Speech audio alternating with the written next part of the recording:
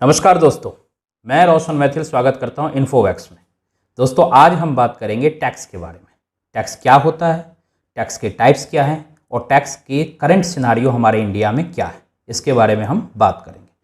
दोस्तों, basically tax क्या होता है, हम सबसे पहले इस पे बात करते हैं।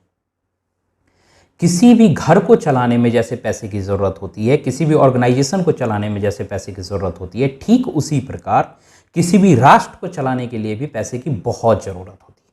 क्योंकि सरकार पूरा सिस्टम बनाती है, सरकार लॉ एंड ऑर्डर्स चलाती है, सरकार बहुत ऐसे रिसोर्सेज हमें मुहैया कराती हैं जो हम खुद से नहीं बना सकते। जैसे इलेक्ट्रिसिटी, जैसे स्कूल बनाना बहुत मुश्किल है, आप अपने लिए स्कूल तो नहीं बना सकते।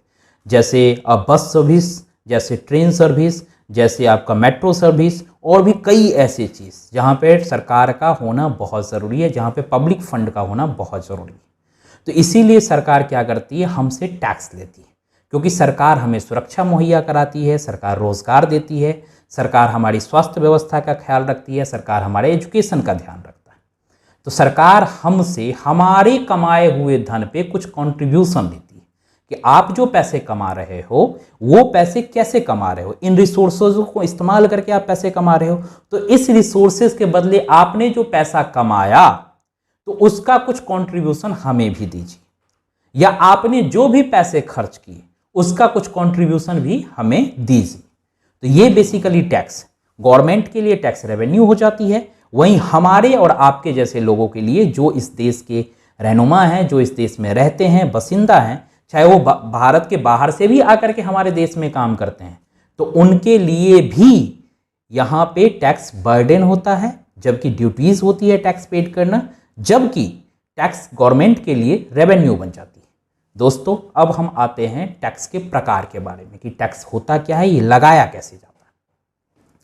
दोस्तों, टैक्स बेसिकली दो प्रकार के होते हैं, पहला डायरेक्ट टैक्स और दूसरा इनडायरेक्ट टैक्स। अब डायरेक्ट टैक्स क्या होता है, इसके बारे में जानते हैं। डायरेक्ट टैक्स का मतलब होता है जो टैक्सेस डायरेक्टली आपको पे करना है, डायरेक्टली आपको पे करना है। मतलब अगर मैं एक टैक्स पेयर हूं, मैं इस देश का जनता हूं, तो मैंने जो प्रॉफिट कमाया, मैंने जो सैलरी कमाया, मुझे जो गिफ्ट मिली है, मैंने जो हाउस रेंट से रेंट कमाया है, या फिर मैंने जो प्रॉपर्टी बेच करके पैसे कमाए हैं, या मैंने अपने शेयर बेच करके पैसे कमाए, ऐसे ही कई प्रकार की चीज जिससे डायरेक्टली आपको इनकम हो रही है, तो उस इनकम पे जो हम टैक्स देते हैं उसे ही हम डायरेक्ट टैक्स कहते हैं। बेसिकली उसको इनकम टैक्स कहा जाता है। डायरेक्ट टैक्स के एक दूसरा पार्ट भी था वेल्थ टैक्स, जिसे 28 फरवरी 2016 को रद्द कर दिया गया, वो अपने भारत से पूर्णतः खत्म हो गए। वेल्थ टैक्स क्या होता था, ये किसी और टॉपिक में हम समझेंगे, लेकिन वेल्थ टैक्स को अब हमारे देश में 28 फरवरी 2016 से पूर्णतः खत्म कर दिए गए हैं। तो आप डायरेक्ट टैक्स समझ में आ गया कि डायरेक्ट टैक्स किसे कहते हैं, जो बेसिकली आप पे लगाया जाता है। आपने जो भी प्रॉफिट अर्न किया है पूरे साल के अंदर, आपने जो भी सैलरी कमाया है पूरे साल के अंदर, आपने जो भी अदर सोर्सेज से इनकम कमाए हैं, आपने कैपिटल गेन से इनकम कमाए हैं, आपने हाउस रेंट से इनकम कमाया है, तो इस सारे टैक्सेस को, इस सारे प्रॉफिट को इंक्लूड करने के बाद उसके ऊपर एक स्लैब लगती है, उस स्लैब से आपको टैक्स देना पड़ता है। कई बार ये स्लैब होते हैं प्रोग्रेसिव पे, कई पे ये प्रोपोर्शनल हो जाते हैं, जैसे एक ही जैसा टैक्स आपको देना पड़ेगा। दूसरा दोस्तों होता है इनडायरेक्ट टैक्स। इनडायरेक्ट टैक्स क्या होता है, इसके बारे में बात करते हैं। डायरेक्ट टैक्स के बारे में मैंने आपको बता दिया, एक चीज ध्यान रखिएगा, डायरेक्ट टैक्स हमेशा इनकम पे लगता है। आप जो प्रॉफिट कमाते हैं, आपको जो इनकम आती है उस पे लगता है। इनडायरेक्ट टैक्स दोस्तों हमेशा आपके एक्सपेंसेस पर लगाया जाता है। एक्सपेंसेस मतलब खर्चे पे लगाया जाता है। अब खर्चा क्या होता है, आप कुछ भी खरीदने जाते हैं बाजार के अंदर, कुछ भी खरीदने अगर आप बाजार के अंदर जाते हैं, तो आपको एक सर्टेन अमाउंट में टैक्स पेड करना होता है, जो आपको पता नहीं होता। दोस्तों, अगर एक बिस्किट आप परचेस करने जाओगे, एक बिस्किट का पैकेट परचेस करने जाओगे, तो उस पे भी आपको टैक्स देना होता है, जो आपको पता नहीं होता है। तो यही हो गया इनडायरेक्ट टैक्स, जो आपको पता भी नहीं है और आपको देना भी होता है। बेसिकली इनडायरेक्ट टैक्स जो है, इसे ही दोस्तों हम प्रोपोर्शनल टैक्स कहते हैं। मतलब ऐसा टैक्स जो हर व्यक्ति को एक जैसा ही पे करना है, किसी भी व्यक्ति को उसके लिए कोई अलग से देने की जरूरत नहीं है, अलग चार्जेस नहीं होते। एक बिस्किट का पैकेट अगर मैं खरीदूंगा तो मुझे भी उतना ही टैक्सेस देना पड़ेगा, एक बहुत ही रिच आदमी जाके खरीदेगा उसे भी उतना ही देना पड़ेगा, और एक बहुत ही पुअर व्यक्ति जाके खरीदेगा उसे भी उतना ही अमाउंट में टैक्सेस देना पड़ेगा। तो इसे हम इनडायरेक्ट टैक्सेस कहते हैं और इसे ही हम लोग प्रोपोर्शनल टैक्स भी कहते हैं। डायरेक्ट टैक्स के केस में, इनडायरेक्ट टैक्स के केस में ये इनडायरेक्ट टैक्स हो गया। डायरेक्ट टैक्स के केस में ये अलग होता है, ये प्रोग्रेसिव बेसिस पे होता है।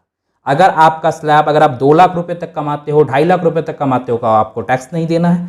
2.5 लाख से थोड़ा और ज़्यादा कमाते हो तो आपको सर्टेन परसेंटेज में टैक्स देना है। उससे और ज़्यादा कमाते हो तो उससे और थोड़ा ज़्यादा सर्टेन परसेंटेज में टैक्स देना है। उससे थोड़ा और ज़्यादा कमाते हो तो और ज़्यादा टैक्स देना है। तो ये प्रोग्रेसिव होता है, जैसे जैसे आपकी कमाई बढ़ती है वैसे वैसे आपकी टैक्स इंक्रीज करती जाती है। जबकि इनडायरेक्ट टैक्स में ऐसा कुछ भी नहीं होता। इनडायरेक्ट टैक्स में ऑलवेज आप जो भी एक्सपेंसेस कर रहे हैं, जो भी खर्चे कर रहे हैं, उस पर आपको टैक्सेस पे करने होते हैं। ये सब के लिए बराबर होता है, किसी के लिए भी अलग नहीं होता।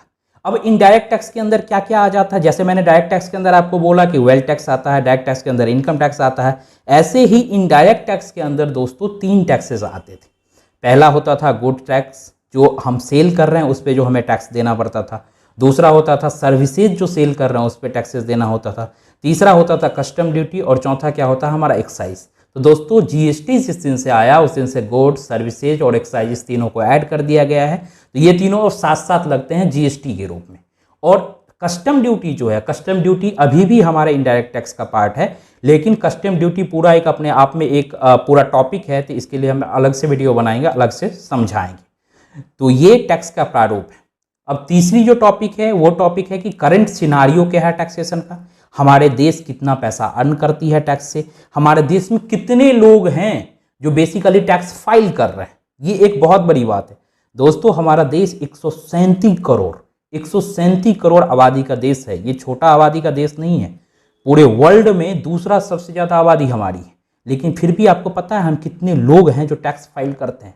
ओनली 3.49% व्यक्ति ही टैक्स फाइल करते हैं, यानी करीब करीब 4.73 करोड़ व्यक्ति, यानी पौने 4 करोड़ व्यक्ति ही अपने देश में टैक्स फाइल करते हैं। बाकी देश में टैक्स फाइल नहीं करते हैं। और इस टैक्स से जो रेवेन्यू आती है उसके बारे में मैं आपको बता दूं, पिछले जो हमारी फिजिकल ईयर 19-20 की गई है, पिछली फिजिकल ईयर, इस बार की फिजिकल ईयर तो अभी चल रही है क्योंकि उसकी असेसमेंट ईयर अभी 21-22 है, तो अभी उसका क्या टैक्सेशन गवर्नमेंट रेवेन्यू के रूप में प्राप्त कर रही है वो हम बाद में डिस्कशन करेंगे। अभी जो है वो गवर्नमेंट 16,49,582 करोड़ रुपए की टैक्स के रूप में रेवेन्यू हम लोगों से प्राप्त करती है। 16,49,582 करोड़ रुपया टैक्स के रूप में हम लोगों से वसूलती है। तो दोस्तों मैं आशा करता हूँ ये इन्फॉर्मेटिव वीडियो आपको अच्छा लगा होगा।